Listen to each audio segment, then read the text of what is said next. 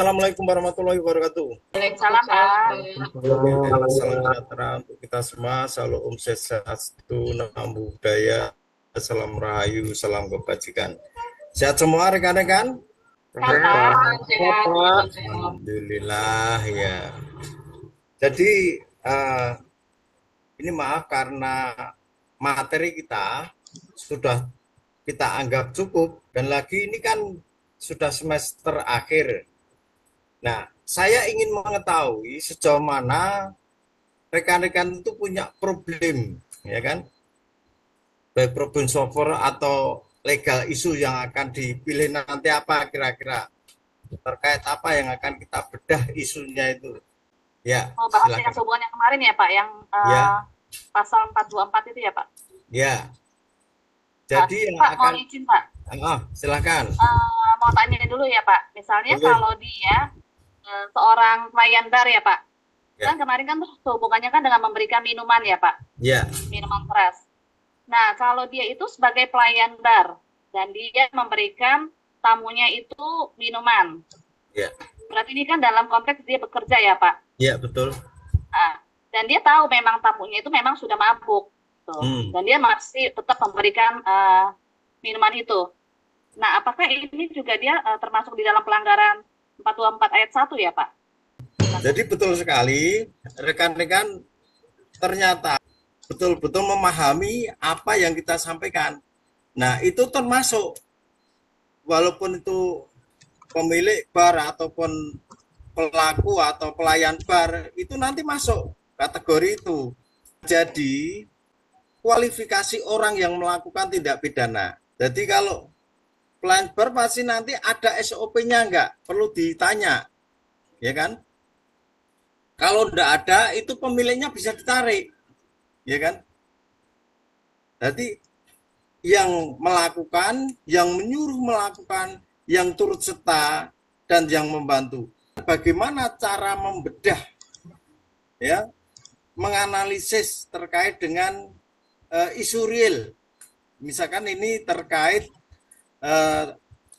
seseorang menjual minuman keras atau memberikan kepada orang yang sedang mabuk, itu dapat dipidana, itu. Dan ini ancamannya adalah alternatif, tetapi kita menggunakan terkait dengan pemidanaan karena ini sangat penting ya. Lihat ini kayaknya sepele, tapi ini menjadi kontroversi nasional termasuk para ahli, ya kan? Katanya ini menggunakan pasal karet, tapi maksud saya justru inilah yang perlu kita bedah sampai di mana kita nanti bisa memahami, kalau menemukan masalah bisa mengatasi. Nah, ini kan problem solver atau legal issue pasal 424 ayat 1 dan 2 KUHP nasional. Ingat ya. Jadi pertama yang harus kita pahami dulu, minimal kita bisa mengutip ahli, ya. Contohnya misalkan pendapat ahli dari Prof. Mulyatno. Kebetulan beliaunya dulu pernah jadi guru besar UGM. Yang namanya hukum pidana itu memberikan dasar-dasar dan aturan-aturan tertentu, yaitu menentukan perbuatan-perbuatan mana yang tidak boleh dilakukan disertai ancaman atau sanksi berupa pidana tertentu bagi barang siapa yang melakukan tersebut. Dan dua, menentukan kapan dan dalam hal apa kepada mereka yang telah melanggar aturan atau dapat dikenakan atau dijatuhi pidana sebagai mana telah diancamkan. Nah, yang ketiga itu menentukan dengan cara bagaimana pengenaan pidana itu dapat dilaksanakan apabila ada orang yang disangka telah melanggar larangan tersebut. Ini kutipan ini sebagai rujukan kita masuk kepada permasalahan. Kita harus tahu rumusannya dulu, ya. Sekarang rumusan terkait dengan implementasi pasal 424 ayat 1 ya, ayat 2 Undang-Undang Nomor 1 Tahun 2003 tentang KUHP nasional itu merupakan atau menyusunannya itu melalui doktriner dan dogmatis. Yang dimasukkan doktriner dan dogmatis biasanya digunakan untuk menggambarkan sebuah teks, ajaran atau sistem hukum yang bersifat mutlak, kaku, tidak menerima bantahan atau perubahan. Jadi maksudnya doktrin itu semuanya disusun secara doktrin, yaitu menggunakan materi, teori-teori, dan asas-asas secara mutlak. Jadi mengacu hukum tertulis. Nah, sekarang dogmatis, ya, secara umum bersifat mengikuti aturan atau penjabaran suatu ajaran, kepercayaan, atau aturan tanpa kritik sama sekali. Ini menariknya, sifat ini menunjukkan pada sikap kaku, tidak fleksibel, serta cenderung menolak ide baru yang itu dari luar atau sudah ditetapkan sebagai kebenaran mutlak. Tidak bermakna negatif, melainkan sebuah metode ilmiah yang formal. Jadi bahwa hukum positif, ilmu yang mempelajari, menganalisis, dan mengimplementasikan aturan hukum yang sedang berlaku saat ini di suatu negara secara sistematis. Jadi ini menarik sekali. Jadi semakin berkembang, artinya semakin disempurnakan. Ya. Kemudian terkait dengan teologi atau agama. Teologi atau agama itu yaitu ajaran resmi yang membahas doktrin, ya, atau pasal-pasal keimanan yang telah disahkan secara resmi oleh otoritas lembaga keagamaan. Tapi intinya bahwa ini untuk orang yang beriman. Jadi, nah kemudian kita bicara secara hukum. Jadi seorang itu dapat dipidana secara tepat dan benar jika memenuhi dua syarat utama, ya, yaitu syarat objektif dan subjektif. Jadi perbuatan pidana dan syarat pertanggungjawaban pidana. Nah, prinsip dasar ini merujuk pada asas legalitas yang tercantum dalam pasal 1 ayat 1 KUHP serta pasal 281 ayat 1 Undang-Undang Dasar 1945. Maaf. Nah, sebagai peraturan tertinggi, artinya ini memang berpikir secara dari atas ke bawah. Sekarang syarat objektif itu adanya perbuatan pidana atau actus reus, ya. Seorang hanya bisa dipidana jika perbuatannya nyata-nyata melanggar hukum tertulis yang sudah berlaku sebelum perbuatan tersebut dilakukan. Nah, artinya memang ada undang-undangnya dulu sebelum perbuatan dilakukan. Nah, inilah mengacu pasal 1 ayat 1 KUHP. Di situ ada yang namanya nullum delictum nulla puna sain pravia legi punali. Juga larangan retroaktif. Dan juga apa? Tidak boleh dianalogikan. Kemudian melawan hukum. Perbuatan tersebut bertentangan dengan hukum atau right turn dan tidak memiliki alasan pembenar. Ya, seperti bela paksa atau perintah undang-undang. Nah, sekarang syarat subjektif adanya mens rea, ya. Adanya kesengajaan. Kesengajaan itu bisa secara tulus, kesengajaan atau culpa, ya. Nah, Indonesia ini kan menganut asas tiada pidana tanpa kesalahan atau disebut as Kinstraf Sonder School. Seorang yang melakukan perbuatan pidana tetap tidak bisa dihukum jika tidak memiliki kesalahan secara batin. Batin maksudnya adalah mens rea, kesengajaannya itu. Ya. Kemudian mampu bertanggung jawab. Sejauh mana kemampuan bertanggung jawab? Bahwa pelaku dalam keadaan jiwa yang sehat, kesengajaan atau kelalaian.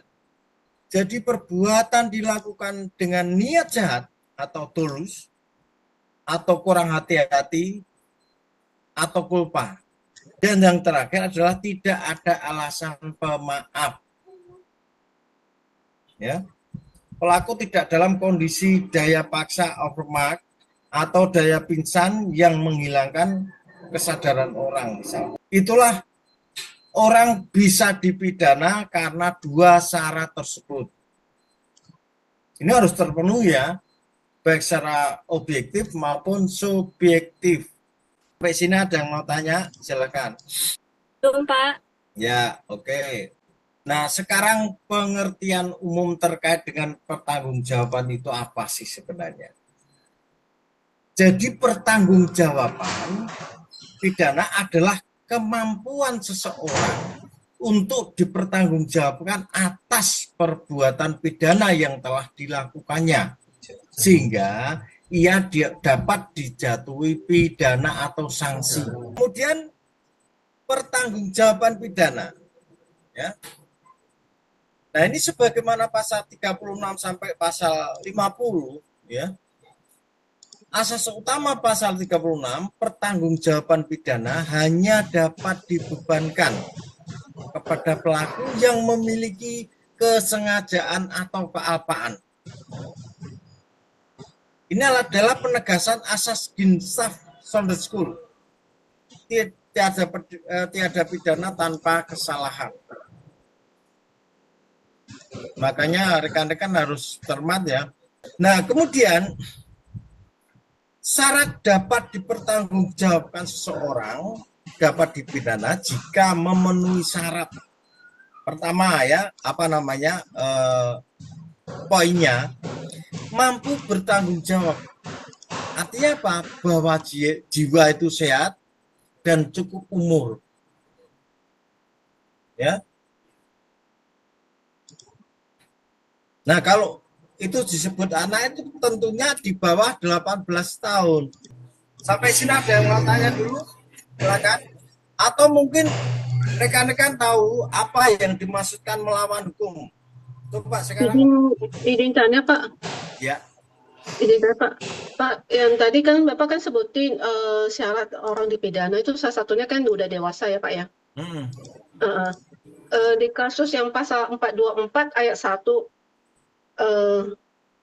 pembeli di sini kan kondisinya kan udah dewasa ya Pak ya? Iya. Kan pasal ayat 1 ya, kondisi pembeli udah dewasa. Dan dia udah tahu dia sendiri dalam kondisi mabuk. Dan dia juga udah tahu peraturan bahwa tidak boleh menjual ke orang yang udah mabuk. Iya.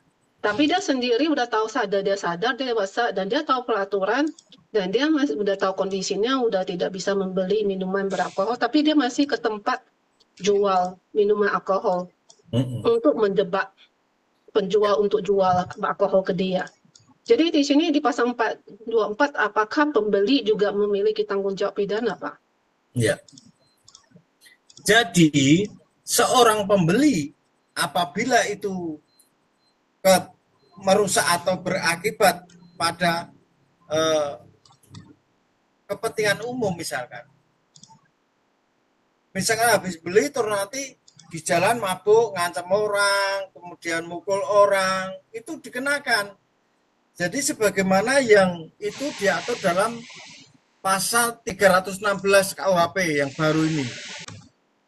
Ya Pak, itu tindakan setelahnya ada perlakuan pidana lainnya yang melawan hukum dengan merusak fasilitas umum.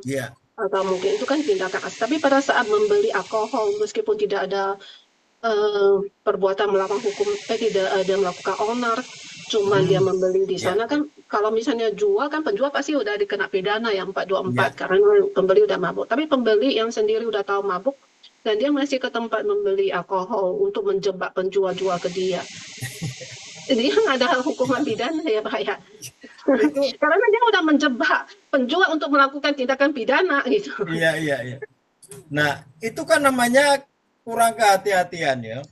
Jadi dari penjual itu namanya ketidakhati-hatian. Nah, akhirnya apa? Dia kejebak ya. Nah, di sini di dalam hukum kan tidak jebak menjebak, tetapi kalau sudah tahu ya jangan dijualin gitu. Nah, ini pembuktiannya juga susah. Contoh misalkan ya, jalan sempoyongan misalkan ngomongnya agak pelo misalkan, terus matanya merah, kan bisa saja beralasan itu karena bangun tidur, ya enggak? Nah, ini makanya ini tuh pembuktiannya sangat susah. Jadi polisi harus hati-hati, jaksa harus hati-hati agar apa? Artinya di sini melibatkan bisa dites urinnya oleh dokter ahli, ya. Bisa karena darahnya. Bisa karena. Nah, ini sebagai pengukur, ya. Jadi nggak mana-mana kayak pembunuhan tuh ini masalah sepele ya kan. Nah, ini makanya jadi kesulitan para polisi jaksa ini bagaimana pembuktiannya. Nah, karena kita sebagai ahli ya kita jelaskan. Jadi pembuktiannya tidak sekedar kita misalkan mengundang ahli pidana. Ahli pidana bisa ditolak nanti, ya kan? Sama lawyernya misalkan. Kenapa? Argumentasinya berbeda. Nah, kita tidak bisa membuktikan. Lah, makanya disinilah nanti minimal dalam pembuktian itu satu, ya toh, itu ada keterangan saksi, kemudian keterangan ahli pidana, ahli kedokteran, kemudian petunjuk. Nanti bisa lihat CCTV atau lewat apa. Jadi untuk meyakinkan bahwa di sini tidak sekedar pembuktian atas pengakuan, ya, yang konvensional, tetapi benar-benar diuji sejauh mana pembuktian itu berdasarkan sesuatu yang sifatnya ilmiah. Jadi kemarin yang kesini ya kesulitan, gimana Pak ini? Ya akhirnya saya berikan penjelasan, ya kan? Nah itulah nanti rekan-rekan itu kita siapkan sedemikian rupa agar nanti di lapangan itu memahami betul. Oke, ada yang lain?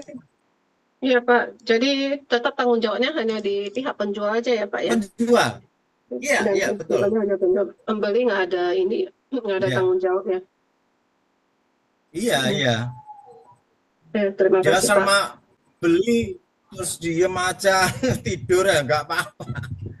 Nah padahal ya yang namanya nun sewu terkait orang tidak sadar, mabuk tidak sadar, ini kan secara jual beli jadi tidak sah kalau perdata seperti itu, ya enggak kira-kira? Ya Pak. Iya. Silakan yang lain. Jadi kalau tidak sah artinya pihak penjual juga bisa dibebaskan toh Pak? Karena transaksi tidak sah. Sah itu kan jual belinya, tapi di dalam unsurnya itu kan terkait menjual, setiap orang menjual minuman keras atau minuman yang memabukkan, ya, atau memberi. Nah ini loh, memberi ini kan tidak bisa lepas pada orang yang sedang mabuk. Memberi ini kan tidak sah, nggak apa-apa, tapi kan saya sudah ngasih, ya itu loh, paham? Ya paham, tapi tujuannya pasal 424 S1 ini saya masih kurang jelas, kurang pahami tujuannya apa. Karena secara logika kan orang kalau misalnya nggak boleh jual minuman alkohol ke orang yang udah sedang mabuk, dia kan bisa beli juga banyak, dua dus numpuk kan sih. Jadi dia bisa juga mabuk-mabukan gitu. Misalkan beli 2 dus sekalian walaupun belum mabuk, tapi habis itu mendem ya mabuk, ya kan? Ya tujuannya kan juga akhirnya mabuk. Jadi Betul, iya. jadi tujuan 424 pasal ayat itu untuk mencegah orang mabuk atau apa? Tapi kalau mencegah orang mabuk, kenapa membeli nggak ada tanggung jawab, dan juga bisa aja dia beli segudang alkohol untuk numpuk. Lah betul, betul sekali. Ini pabriknya ditutup ya, biar nggak dijual ya, Jul. Iya. Nah, Iya, makanya tujuannya masih agak ambigu, saya belum paham tujuannya iya. apa. Nah, yang Makanya. ini loh Pak, yang tadi saya tanyakan, kalau bartender gitu loh Pak, dia Iya. di posisi dia sama bosnya suruh jualan ya kan. Kalau dia nggak kasih, dia yang kena pecat gitu loh Pak. Kalau dia Lah. kasih, dia kena pidana. Gimana Betul, tuh, Pak? betul sekali. Ya. Jadi maaf ya, artinya bagaimana rekan-rekan dalam kuliah ini mampu memahami, ya kan? Setelah itu mampu menganalisa. Kenapa? Misalkan ini beli kan yang dibatasi orang yang sudah mabuk. Padahal beli sekali bisa mabuk, tidak sadar. Nah ini artinya hanya untuk membatasi penjual yang tidak bertanggung jawab. Kan sama aja kalau dibawa larinya ke situ, ya Kak? Ya enggak? Loh saya beli 1 dus, kemudian tak buat mabuk. Sama. Izin Pak, kalau yang orang yang mabuknya memaksa untuk diberikan, bagaimana Pak? Tetap Gimana? salah. B? Gimana? Kalau yang mabuknya itu loh yang minta gitu loh untuk terus diberikan, tetap salah. Ya salah lah. Wong itu ya, atau memberikan ya. Ini frasa atau ini baik menjual atau nah kan memberikan ini sama-sama kena. Ya kan? Walaupun bukan penjual, tapi nanti kalau sama-sama itu dianggap tidak sah jual belinya, tapi tak berikan. Soalnya saya dapat untung, ya kan? Sama, bahkan diberikan secara cuma-cuma, itu pun kena. Contohnya, pendapat Bu Natalia, kemudian tadi sama Bu Juliana. Pak. Juliana. Nah, ini kan akhirnya begitu.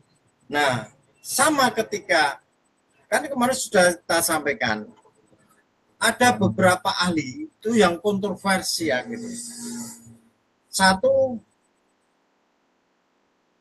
kontra, satu dukung. Nah, yang kontra itu tertular bagi yang orang yang suka mabuk, kemudian punya bar, punya ini wajar ya kan. Nah, tetapi kalau ini saya sangat setuju ketika bahwa penjual itu memang harus dibatasi, apalagi tanpa izin, ya. Lah nek penjual sudah tidak ada izinnya, kemudian melanggar hukum, ini deliknya sudah dolus eventualis namanya. Jadi tahu kalau itu dilarang di jalan sempit ngebut, ya kan? Itu dilarang di situ. Tetapi begitu dia pegang setir, itu di jalan sempit dia ngebut. Akhirnya ada orang lewat, nabrak lah itu. Nah, sengaja tahu aturan bahwa itu dilarang, tapi sengaja dilanggar dan siap menerima resikonya. Izin Pak. Yeah. Tapi kan masalahnya Pak yang terjadi sekarang untuk barbar aja ya Pak, dagingannya juga kan orang hukum Pak. Iya. Saya tahu tuh kayaknya tuh. Jadi kan susah Pak. Yogi. Saya tahu tuh Mak, anak kayaknya nak. Iya, ya nggak apa-apa lah, waktu itu hak dia kan, mau ngomong apapun hak beliau. Jadi kita yang penting tahu aja lah, yang penting aturan ini cukup bagus ya. Untuk membatasi maksudnya para penjual atau untuk memberikan warning bahwa hal-hal seperti itu dilarang oleh undang-undang, jangan sampai itu banyak terjadi, marak terjadi dan meracuni generasi maupun generasi kita udah berapa yang dirusak. Ini ada aturan ya, mari kita terapkan dengan hati-hati. Oke gitu, rekan-rekan? Ya Pak. Siap Pak. Baik Pak. Ya. Ya Pak. Ya, oke. Ya. Pak izin bertanya Pak, saya atas nama Rian Ardian Sekar Pak. Iya, silakan. Nah, ini kan bersangkutan dengan yang dibilang Ibu Natalina tadi ya, yang soal deking hukum ya. Iya. Nah, Gimana? saya sempat kepikiran gini, Pak. Kan ada warung kecil itu, Pak, ya kan? Iya. Dia menjual minuman miras, minuman keras. Nah, dengan secara tertutup. Namun, begitu ada pemeriksaan, polisi datang dan menemukan barang tersebut. Namun, Pak, yang dalam pikiran saya, jika polisi sudah melakukan penyiasatan bahwasannya sudah melakukan penyelidikan ke warung tersebut dan menemukan barang bukti miras, namun sang penjual lebih memilih menyogok petugas tersebut agar bisnisnya tetap berjalan, Pak. Nah, itu bagaimana itu, Pak? Penanggapan kita. Ya, artinya itu arahnya udah berbeda ya. Kalau menyuap itu kan berbeda. Itu udah korupsi namanya. Ya. Itu udah boleh seperti itu ya. Arahnya itu sudah merupakan atau boleh dikatakan itu dilarang oleh undang-undang, tapi bukan pada jual minumannya, tapi penyuapannya itu yang kena, ya. Nah, kalau penyuapan baik polisinya ataupun pelaku usahanya berarti kena semua, paham ya? Paham, Pak. Berarti, Pak, Iya. kalau misalnya kelihatan lah sama warga bahwasannya dia melakukan penyuapan dan warga sekitar tidak terima dengan cara melaporkan massa, itu berarti yang kena sang penyuap dan sang penerima suap ya, Pak ya? Ya, iyalah. makanya hati-hati ya untuk polisi ya. Siap, Pak. Paham, Pak. Terima kasih, Pak. Ya, ada yang lain? Nah, ini sekarang tahapannya adalah melawan hukum. Ada yang tahu nggak di sini melawan hukum itu apa? Coba silakan Itu Pak, sampaikan. kalau menurut saya perbuatan yang bertentangan langsung yang dia tidak sesuai dengan aturan perundang-undangan, tidak sesuai dengan aturan hukum gitu Pak. Itulah Ya. yang melawan hukum. Ya, betul. Lainnya? Ada nggak lainnya? Itu udah bener. Ya. Nah, melawan hukum sekarang itu disusun secara dua dimensi. Satu, melawan hukum secara volume, seperti yang Mbak Natalina sampaikan. Nah, yang kedua, melawan hukum secara material. Nah, material itu artinya bahwa material itu perbuatan tersebut bertentangan dengan yang hidup di masyarakat atau living law. Termasuk nilai-nilai keadilan tradisional atau adat sepanjang tidak bertentangan dengan Pancasila dan UUD 45. Sebenarnya apa? Ultimum remedium itu kan jelas bertentangan, sangat bertentangan dengan asas legalitas. Tapi apa boleh buat karena yang sudah dirumuskan, sudah disusun sedemikian rupa. Artinya mari kita laksanakan dengan hati-hati dan teliti ya. Kalau belum paham betul tanyakan dulu. Saya siap 24 jam untuk rekan-rekan yang mau menanyakan tentang kasus hukum akan saya berikan jawaban. Tidak usah ragu ya. Karena di sini sifatnya tanggung jawab moral saya itu tidak hanya sebatas selesai kemudian sudah jadi pendamping kalian, komunikator, motivator dan fasilitator supaya pendamping itu tetap ada. Makanya kita itu sebagai mitra yang baik. Oke, paham rekan-rekan? Baik Pak. Oke ya. Kalau sudah paham, saya minta nanti rekan-rekan buat pendapat hukum tentang pasal 424 ayat 1 dan 2. Ya, Baik Pak.